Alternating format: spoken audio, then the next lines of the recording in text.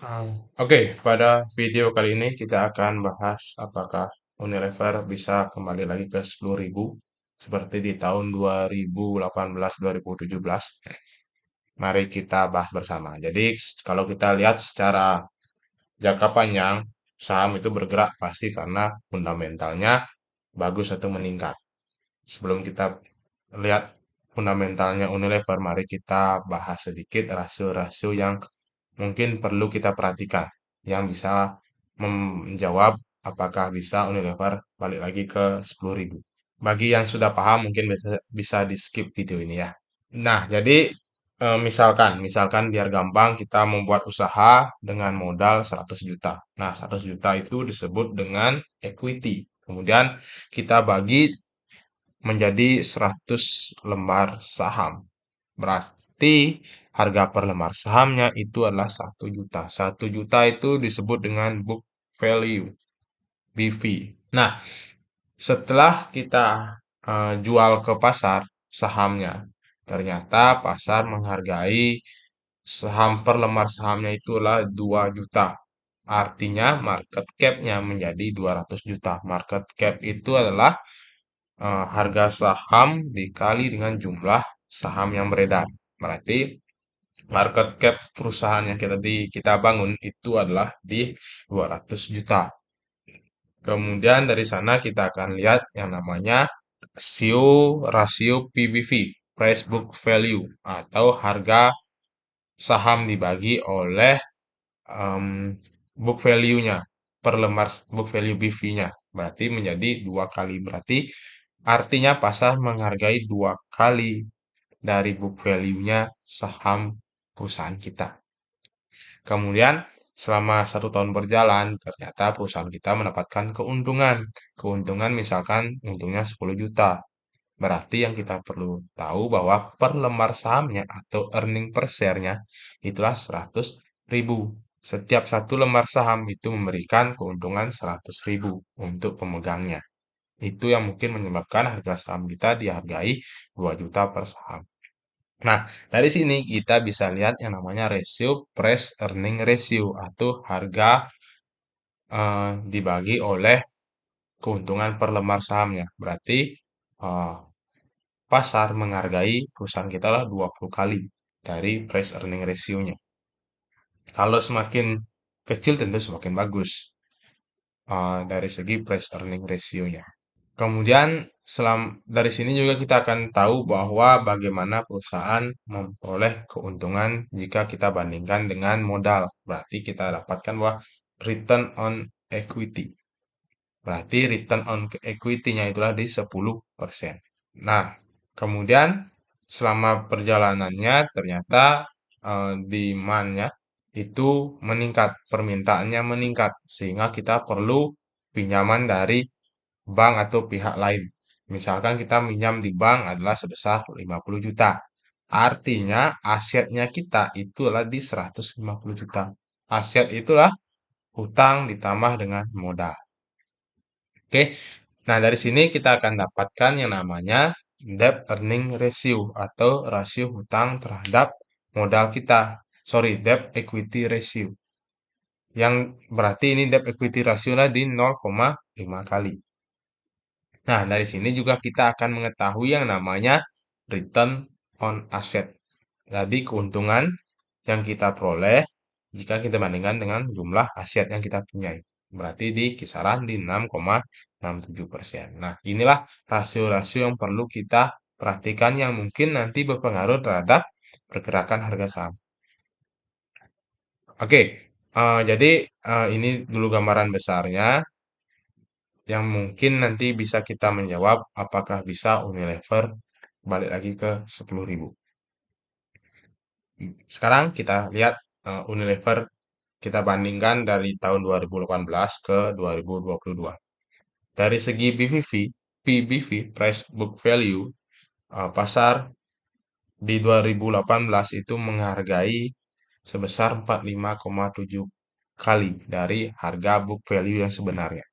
Di 2022 itu mengalami penurunan, berarti di 43,04. Price earning ratio-nya juga turun dari 38 menjadi 32. Yang menjadi kita cermati itulah di debt earning ratio-nya, DER-nya. DER-nya itu adalah di 1,58. Sedangkan di 2022 itu di 3,58. Naik 2 kali lipat rasio hutang terhadap modalnya. Oke, kita perhatikan di modal, di aset. Asetnya itu mungkin penurunan tidak terlalu jauh. Asetnya Unilever di 2018 itu ada di 19,5 triliun. Sedangkan di 2022 itu di 18,3, turun 6%. Nah, kenapa DER-nya itu tinggi di 2022? Karena modalnya yang turun sebesar 48%. Dari 2018 itu 7,5 triliun modal Unilever, di 2022 itu modalnya di 3,9 triliun. Bagaimana menghasilkan keuntungannya? Net profitnya atau earning per share-nya, pendapatan per sahamnya itu di 2018 ini kurang lebih ya, karena apa? Karena Unilever sempat melakukan stock split sehingga ini kisaran harganya ya, di kisaran jika jumlah saham yang beredar itu sama. Jadi jumlah saham yang beredar di 2018 dan 2022 itu beda. Di 2018 di 7,8 miliar yang beredar. Di 2022 setelah stock split itu di 38,1 miliar. Jadi itu beda. Jadi jika kita bagi total keuntungan perusahaan dan jumlah saham yang beredar seperti sama di 2022 itu berarti earning per share-nya Unilever itu sebesar 236 rupiah. Sedangkan di 2022 itu di 140,81 atau turun 40%. Itulah juga yang menyebabkan karena akhirnya return on asset dan return on equity-nya juga. Nah, return on asetnya turun. Ya, karena mungkin asetnya tidak terlalu em, turun terlalu jauh. Sehingga jika kita bandingkan terhadap asetnya itu turunnya eh, lumayan jauh ya. Nah, tetapi jika kita perhatikan dari return on equity-nya itu meningkat. Mungkin bagus jika kita lihat tanpa kita memperhatikan yang namanya aset dan equity-nya Unilever. Karena dia mengalami peningkatan dari 119 menjadi 134. Tapi jika kita pelajari lebih lanjut kenapa return on equity-nya meningkat, sedangkan DER-nya meningkat, PER-nya turun, PBV-nya turun, ternyata EPS-nya turun juga.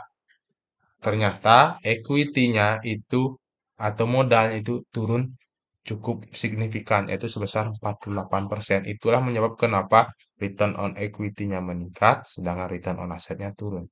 Itu juga yang akhirnya pasar menghargai atau mengalami penurunan dari 2018 ke 2022 atau 2019 ke 2023.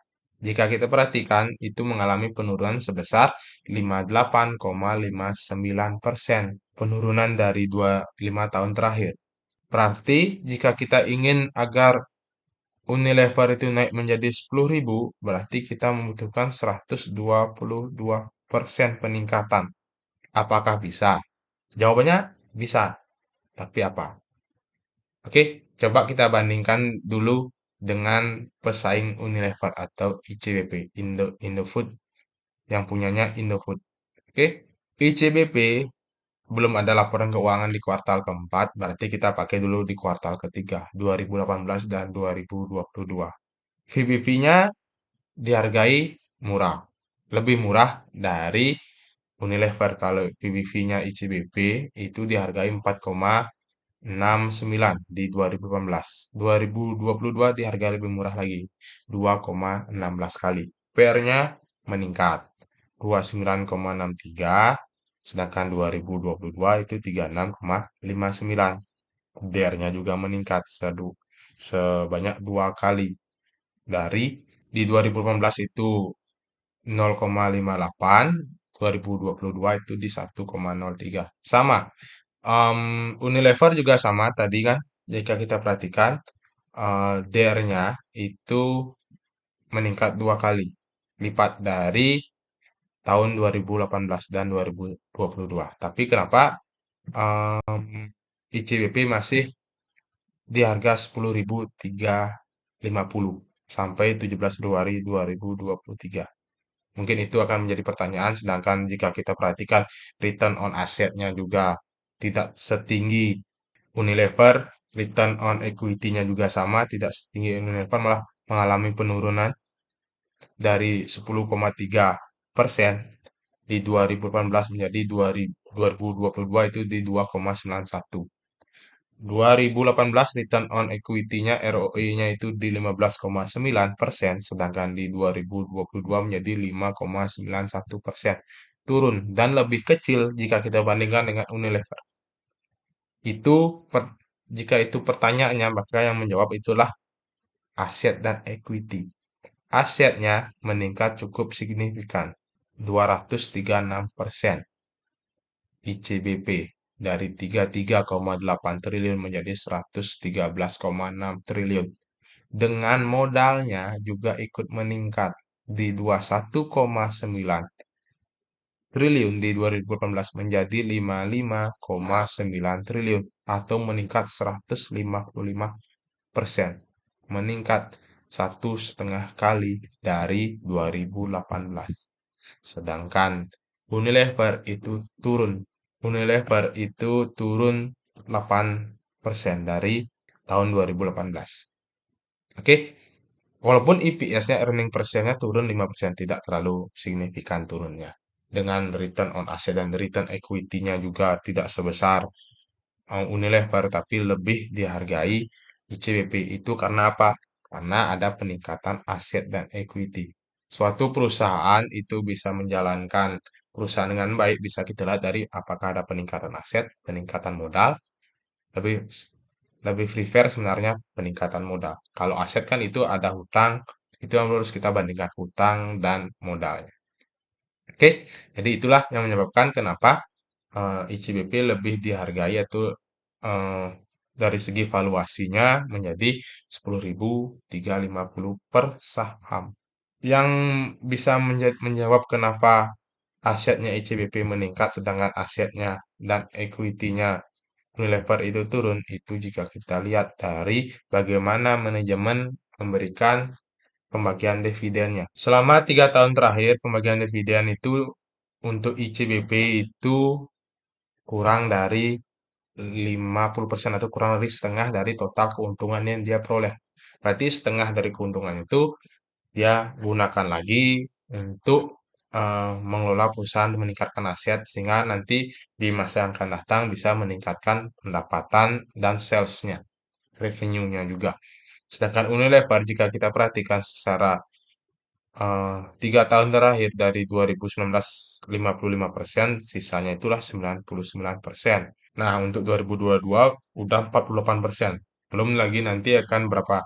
Kalau sama seperti di tahun lalu di 99,34%, berarti akan cukup kurang menarik bagi saya pribadi untuk Unilevernya karena seluruh keuntungan itu diberikan kepada pemegang saham. Sedangkan perusahaan itu yang kita butuhkan kalau ingin investasi adalah perusahaan yang bertumbuh bagaimana. Kalau mau bertumbuh tentu keuntungannya mungkin setengahnya bisa digunakan untuk modal, pembelian aset sehingga nanti di masa yang akan datang bisa meningkatkan pendapatan.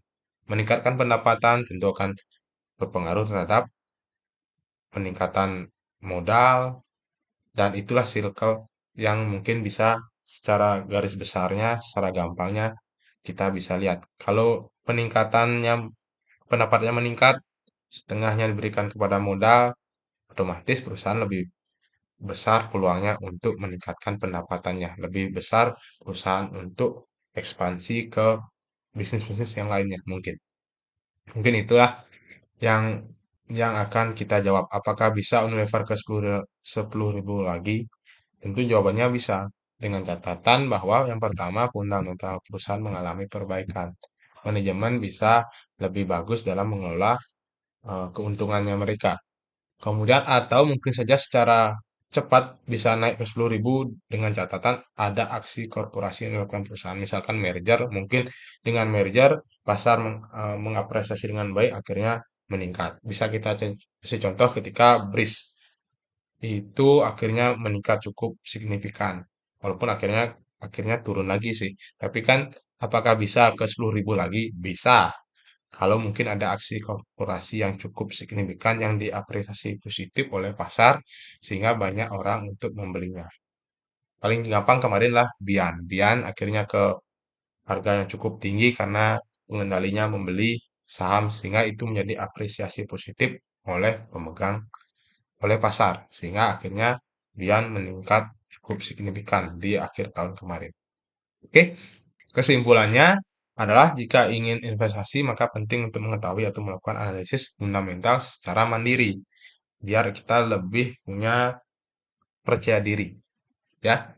Dan lakukan penjualan jika dirasa di masa depan tidak mengalami peningkatan kinerja. Karena kan kita fokus kita lah investasi, tentu yang kita perlukan lah fundamentalnya. Jika tidak mengalami peningkatan ya, walaupun mungkin profitnya dikit atau mungkin cut loss ya sudah daripada kita malah terus rugi. Mungkin itu untuk hari ini. Ingat, saham mengandung risiko dan seluruhnya menjadi tanggung jawab pribadi. Kami di sini memberikan sebuah pandangan yang tidak wajib untuk diikuti. Terima kasih, sampai berjumpa di video selanjutnya. Jika ada pertanyaan, bisa langsung komen di bawah. Terima kasih.